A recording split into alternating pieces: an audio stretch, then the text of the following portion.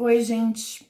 Hoje eu vou me lançar numa empreitada muito louca, que é falar de política. Mas eu não vou falar, vote neste candidato ou naquele, eu não vou fazer nenhum tipo de militância. Mas eu acho super importante falar desse assunto a partir de uma abordagem espiritual, para que vocês possam ver com clareza como que a questão da mente e da dualidade se apresenta nesse campo, né? Nesse campo da política, que é um assunto no qual quem fala de espiritualidade simplesmente não tá entrando, não tá tocando, porque é perigoso, né? Porque toca nas nossas sombras, toca nas nossas paixões, especialmente nesse momento que a gente está vivendo. Só que eu não vou é, ficar preocupada aqui se eu vou deixar de ter seguidores e tal, porque esse canal eu uso para expressar o meu entendimento do mundo. E o objetivo principal desse canal é a dissolução de todos os conflitos aparentes, né? Porque todo conflito ele é aparente, porque ele é um embate entre polaridades que se apresenta dentro da dualidade. E como eu sempre falo aqui de dualidade, como é que eu não vou falar da dualidade que se manifesta na política, né? Porque a gente tem que ter a oportunidade de olhar para isso com uma visão mais global, mais holística e ver o que é que está por trás, né? Então, começando o assunto, como vocês sabem, tudo que existe aqui no nosso mundo manifestado, no mundo das formas, se expressa através da dualidade, né? Como o calor e o frio, a luz e a sombra. E no mundo, e é muito fácil a gente ver isso através dos nossos sentidos, né? Por exemplo, eu vejo o claro e o escuro. Eu sinto o calor e o frio, eu sinto. Então, com os meus aparelhos, né, sensórios, eu capto isso muito facilmente. Mas a dualidade não está somente aí, né? A dualidade também está no nosso psiquismo. Quando, por exemplo, eu tô me sentindo extrovertida, quando eu quero me expressar, quero conversar, quero dar risada, quero dançar. É um movimento de extroversão. E num outro momento eu posso estar me sentindo introspectiva. Eu quero ficar na minha, eu quero refletir. É um movimento para dentro. Então, no nosso psiquismo também existem vários tipos de dualidade. E esse é um exemplo. É quando eu quero ir para fora ou quando eu quero vir para dentro, né?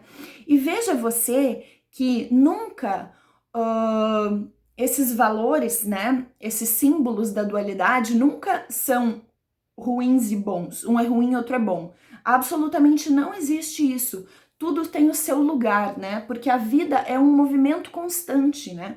O movimento das estações, o movimento do dia e da noite. Imagina se eu quiser dizer agora que é errado estar extrovertida, só é certo estar introvertida. Aí eu vou negar o meu movimento, aquele meu anseio de ir para fora. Aí que eu vou começar a entrar em desequilíbrio. Então, na dualidade sempre é assim.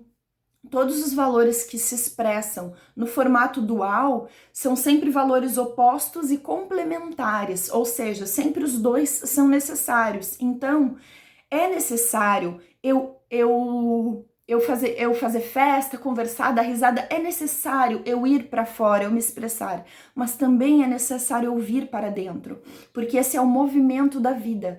E a diferença é que cada um vai ter lugar no seu momento, cada um tem o seu momento, um momento mais adequado, justamente para que essa dança se faça, né? E ao tudo ter o seu lugar, a gente forma um todo coeso e equilibrado, né? Mas como eu ia dizendo, quando é uma questão da gente ver ou sentir a dualidade com esses exemplos, até que são exemplos bem básicos, né? Da luz e da escuridão, do quente e do frio. É muito fácil de ver isso. Quando que começa a complicar um pouco? Quando a gente vai analisar a dualidade no campo mental. quando entra no mundo das ideias, fica bem complicado, porque aí é quando a gente tem a dualidade, por exemplo, do bom e do mal, a dualidade do certo e do errado, né? E como eu falo aqui ao longo de vários vídeos, tudo isso é muito relativo, né? Eu até costumo dizer que isso não existe. Por que que não existe? Porque não existe em absoluto. Sempre depende de ponderações relativas. O que é bom e o que é mal depende da situação, né? O que é certo e o que é errado. Não é assim, X sempre é certo, Y sempre é errado. Vai sempre depender da situação, vai sempre depender de um equilíbrio. E a questão da política, né, também se manifesta dessa forma. Se manifesta no nosso mundo através do que a gente chama de direita e esquerda, né? E por que eu tô falando, usando esses exemplos do bom e mal e certo e errado? Porque assim como não existe em absoluto, né? Isso aqui é bom, isso aqui é mal, isso aqui é certo, isso aqui é errado. Também não existe em absoluto a direita é boa e a esquerda é má. Ou a esquerda é boa e a direita é má. Isso não existe. Então a primeira coisa que você tem que se perguntar é: você consegue, se você se identifica mais com um desses lados, você consegue ver qual é o valor que subjacente que existe do outro lado, né? Independente de qual seja o seu lado, você consegue enxergar qual é o valor subjacente que traz tanto o seu lado quanto o outro lado, porque aquilo que a gente exclui acaba nos perseguindo, né? Então aqui eu quero trazer essa percepção de quais são esses valores que traz um lado e o outro. E eu vejo isso da seguinte forma, tá? Abrindo um parênteses aqui ou voltando um pouquinho atrás. Na visão espiritual, nós somos todos um, nós estamos todos unidos e todos nós viemos de uma fonte divina. Então, é como se fosse assim, todos nós somos um em Deus e com Deus, certo? Existe essa realidade. E aí existe uma outra realidade, que é a realidade da nossa individualidade, que é quando a gente, saídos da fonte divina, a gente se torna almas individuais muito diferentes entre si. E cada um com talentos específicos, com dons específicos. Então, quando a gente sai da fonte divina, mantendo a nossa dignidade divina, mas a gente sai para se expressar na vida, para exercer os nossos talentos, para criar a nossa história de vida, porque cada história é única, aí a gente está vivendo a nossa individualidade, a nossa expressão. Então, olha só, fazendo um paralelo com aquilo que eu falei da questão do psiquismo, né? Quando nós somos todos um em Deus e com Deus, né? Nós reconhecemos a nossa dignidade mútua, a nossa dignidade comum, e nós estamos todos juntos, né? Em amor e solidariedade. E quando a gente sai para viver a nossa individualidade, a gente está vivendo um outro lado, que é o lado da criatividade, é o lado em que a gente é livre, né? Para criar uma história de vida própria, né? Livre para exercer talentos específicos. Isso é claramente uma visão espiritual, né? E o que isso tem a ver com a dualidade da política? Porque, da maneira como eu vejo, a direita e a esquerda trazem valores correspondentes a isso que eu falei agora, né? Porque a direita, ela valoriza, ela traz o valor da liberdade, da criatividade. Por isso tem aquela história da meritocracia, porque é aquele movimento que você faz na sua individualidade, que você... Então ela valoriza o quê? Que cada um seja livre para correr atrás da sua vida, para se expressar, para exercer os seus dons, seus talentos, para empreender, né? Então a direita traz esse valor da liberdade. E eu vejo que a esquerda traz o valor do reconhecimento de que todos nós somos dignos, então todos nós merecemos ter um mínimo, todos nós merecemos ter uma vida boa, né? Porque todos nós temos dignidade. Então traz o valor, a esquerda traz mais o valor da igualdade. Mas, né, se corretamente entendido, esse valor da igualdade é uma igualdade em que nível? Num nível em que todos nós somos dignos e merecemos ter um mínimo, merecemos ter uma mínima vida boa, digamos, né? É a nossa dignidade que vem do fato de que nós somos humanos, que vem simplesmente do fato de nós sermos humanos, né? De nós sermos seres vivos, enfim, ou seja, todos nós viemos de Deus, todos nós compartilhamos essa fonte divina, então todos nós somos dignos e todos nós temos que ter um mínimo, né? Então esse lado é o lado que a esquerda traz. Mas também a gente tem que ter a liberdade de se diferenciar, de cada um fazer o que gosta, né? De cada um ser livre para, como eu já falei, para construir a sua vida e tal. Então, deu para entender, né? Deu para entender. Por um lado, a gente tem que reconhecer que todos nós merecemos ter chance e oportunidade. E por outro lado, quando a gente vai aí se manifestar na vida, a gente pode, claro, se diferenciar, a gente deve se diferenciar, porque a nossa individualidade é diferente. E aí a gente tem que ser livre, né, para viver a nossa vida, para cantar, para dançar, para trabalhar do jeito que a gente melhor entender. Então, esses são os dois valores subjacentes. E eu espero que você não confunda, porque assim, ó, isso é uma questão de qual é o valor que está por trás de direita e esquerda, né? São esses valores, né? Se você for ver. Mas aí você vai dizer assim, mas na experiência política tal, no país tal, na época tal. Gente, mas aí a questão é o seguinte, esse é o valor puro, entende? Que esse entendimento político, que esse lado político, que a ideologia geral de esquerda e direita, esses são os valores puros que eles trazem. Mas é claro que tanto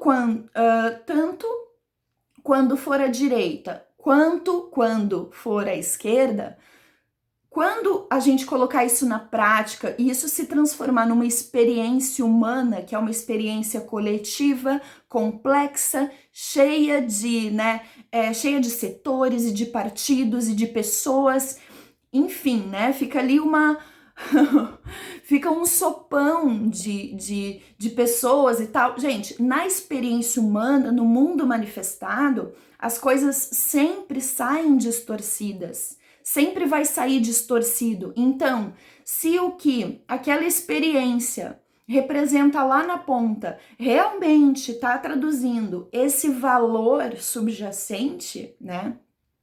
Realmente está traduzindo o valor da liberdade, da criatividade, realmente está traduzindo o valor da dignidade, da igualdade, aí isso já é uma outra questão, né? A questão que eu estou analisando aqui, ela é antecedente, porque tá no plano das ideias, no plano da ideologia, né?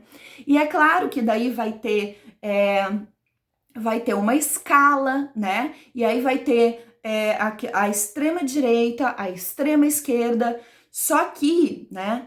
O que realmente é o verdadeiro equilíbrio é a gente ter uma sociedade em que todos têm o mínimo de condições, todos têm oportunidades a partir das quais cada um pode se desenvolver da maneira como quiser e ao mesmo tempo também temos a liberdade, né? Liberdade de atuar, liberdade para ser o que se quiser ser, para empreender do modo como quiser, né?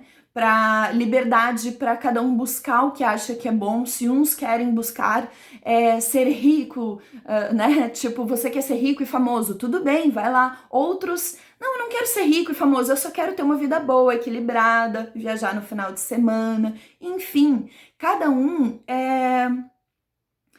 cada um ter o seu valor reconhecido, ter um mínimo, e aí a partir disso poder desenvolver a sua vida, né, no espectro da liberdade. Esse é o ideal, né? Então eu diria que o ideal é o equilíbrio perfeito desses dois valores, porque nós não podemos viver sem nenhum deles, porque eles estão muito, muito relacionados e totalmente conectados àquilo que é mais fundamental dentro de nós, né?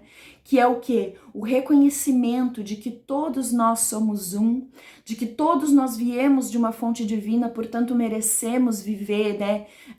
Viver dignamente, viver em solidariedade, em união, mas também de que cada um é diferente, de que cada um expressa talentos e qualidades únicas. A gente não consegue viver sem um ou sem outro, porque isso é simplesmente a nossa verdade espiritual mais fundamental, que é aquele grande mistério, né? O grande mistério de que ao mesmo tempo em que nós somos todos um e, né, todos unidos no amor, nós também somos todos diferentes e únicos, e isso é maravilhoso, né? Então, eu acho que esse vídeo já ficou bastante compridinho. Me diz aí o que você acha de eu ter falado neste assunto. Eu espero ter, assim, aberto a sua visão.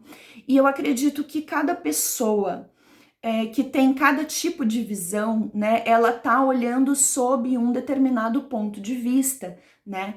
E os nossos pontos de vista serem diferentes, tá tudo bem, porque isso é muito enriquecedor, né?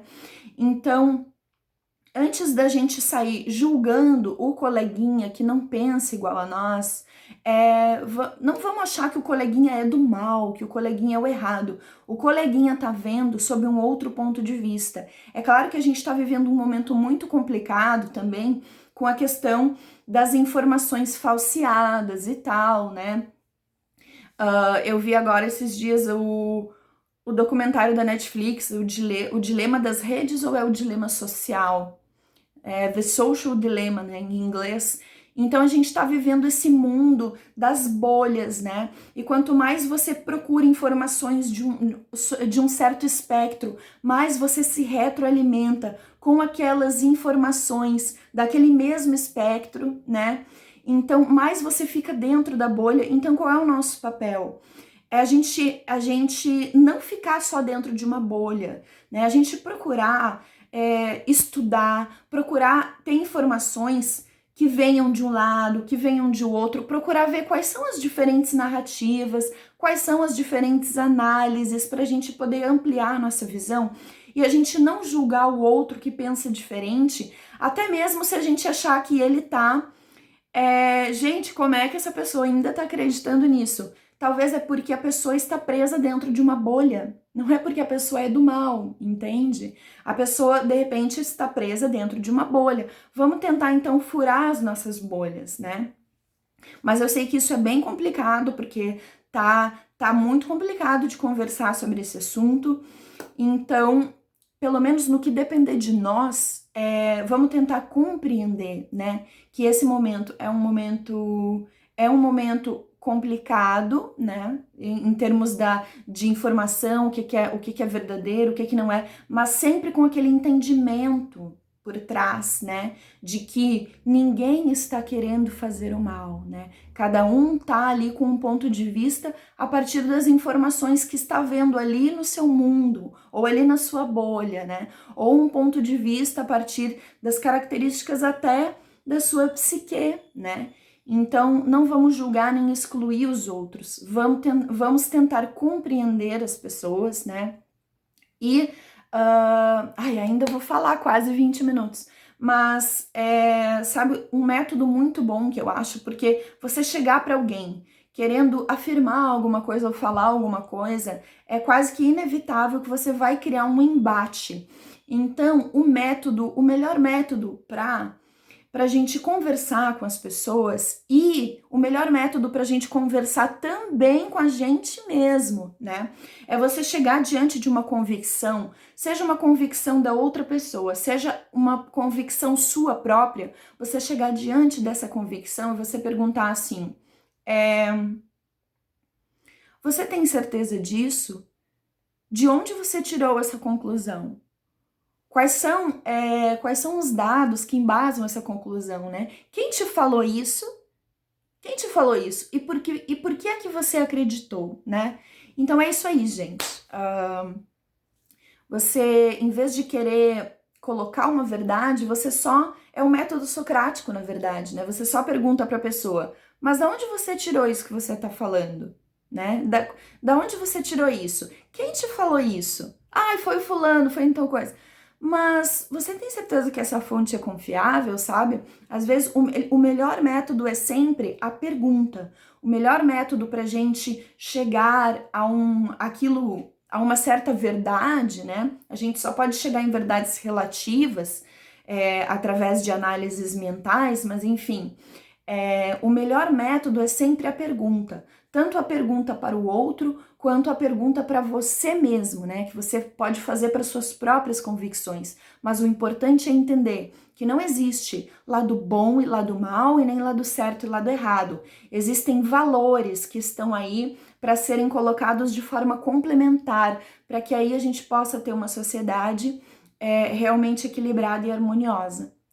Então, agora acabou o vídeo, gente. Um beijo pra você. Me fala aí, né? Comenta aí o que você achou de eu abordar esse tema e se você gostaria que eu trouxesse outras análises sobre a política dentro dessa coisa da dualidade ou dentro de uma abordagem espiritual, tá bom? Se você quiser saber quando eu postar um vídeo novo, ativa o sininho de notificações que eu não tenho dia pra postar.